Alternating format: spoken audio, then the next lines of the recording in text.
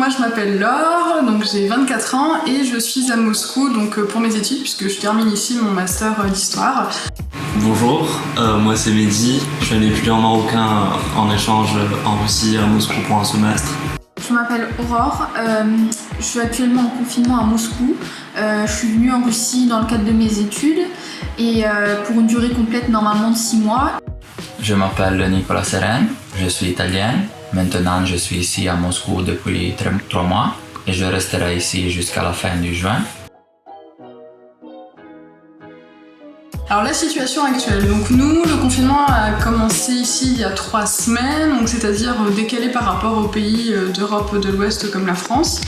Et donc on sait qu'on a eu un petit, un moment où on pouvait profiter un peu plus de la vie extérieure, comme on n'a pas été confiné tout de suite. Je suis arrivé en janvier, je repars en juillet normalement, si d'ici là mes frontières sont ouvertes, parce que à la mi-mars, quand il y a eu les premiers cas au Maroc, ils ont décidé d'une manière unilatérale de fermer les frontières. Dans cette situation, moi j'ai pris contact avec mon ambassade, puis on est en contact permanent, ils prennent souvent de mes nouvelles et s'assurent que tout se passe bien.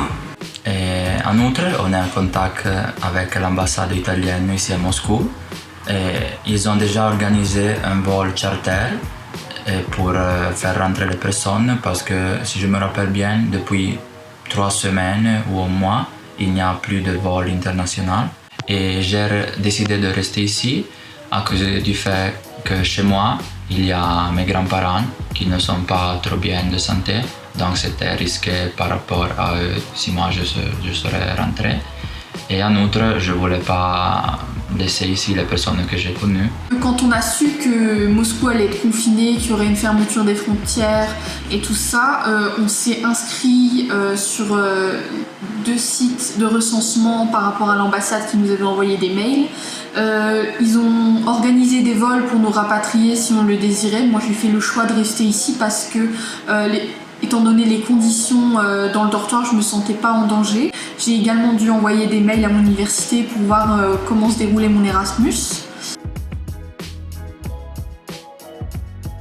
Donc les conditions du confinement, on a bloqué ma carte pour le métro, donc je ne vais plus dans le métro.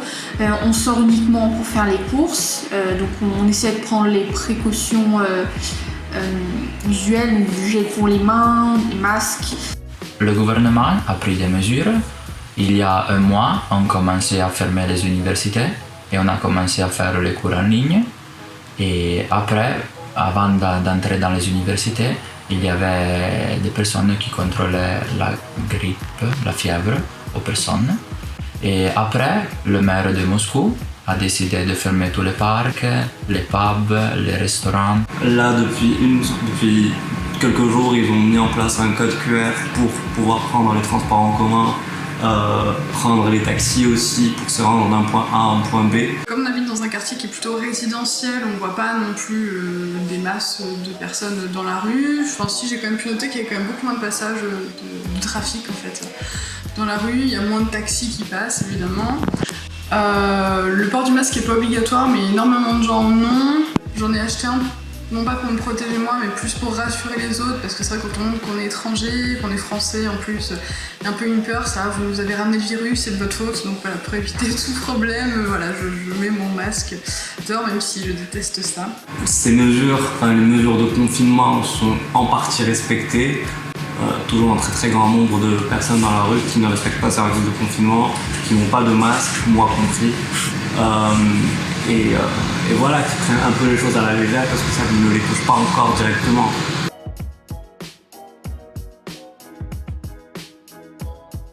Je vis en collectivité dans un dortoir d'étudiants internationaux et il faut faire confiance aux gens parce que forcément tout le monde sort et on a les cuisines en commun, les sanitaires en commun et c'est vrai que dans cette période de confinement on essaye de pas trop de s'aérer la tête en faisant beaucoup de repas pour les célébrations, les anniversaires et du coup c'est vrai qu'on a beaucoup de contacts mais c'est comme être avec sa famille, il y en a toujours un forcément qui sort et qu'il faut faire attention. Notre vie ici dans le dortoir se passe très bien. On peut aller au gym, on peut cuisiner tous ensemble et on passe beaucoup de temps à regarder des séries sur Netflix. on a recommencé à regarder tous les Harry Potter. On est déjà au 3e. Et ce qu'on peut dire qu'on va dormir très tard toutes les soirées. Donc le matin ici n'existe presque jamais. Moi personnellement, je le vis bien. J'ai certes mon emploi du temps académique qui est très très chamboulé. Je n'arrive pas à caler tous les cours que je voulais faire. Je n'arrive pas à bien gérer tout ça. Mais à part ça, je pense être épanoui, ne pas être particulièrement stressé, ne pas être angoissé par rapport à ça.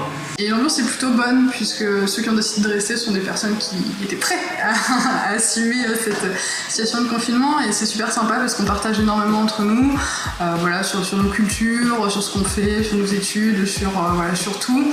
Et dès que quelqu'un va mal, il y a forcément d'autres personnes qui sont là pour nous épauler. Donc c'est vrai que cette solidarité internationale est super intéressante et je pense que c'est beaucoup plus intéressant d'être ici que d'être bloqué chez moi en France. C'est comme on a toujours nos cours en ligne, c'est vrai qu'on a quand même une petite routine, même si c'est un peu déstabilisant d'avoir cours à notre bureau. Voilà, on peut quand même avoir une vie normale où on prend des repas tous ensemble et on célèbre les jours fériés tous ensemble et ça c'est quand même super agréable. Donc oui, moi je regrette pas d'être resté ici dans cette situation assez étrange.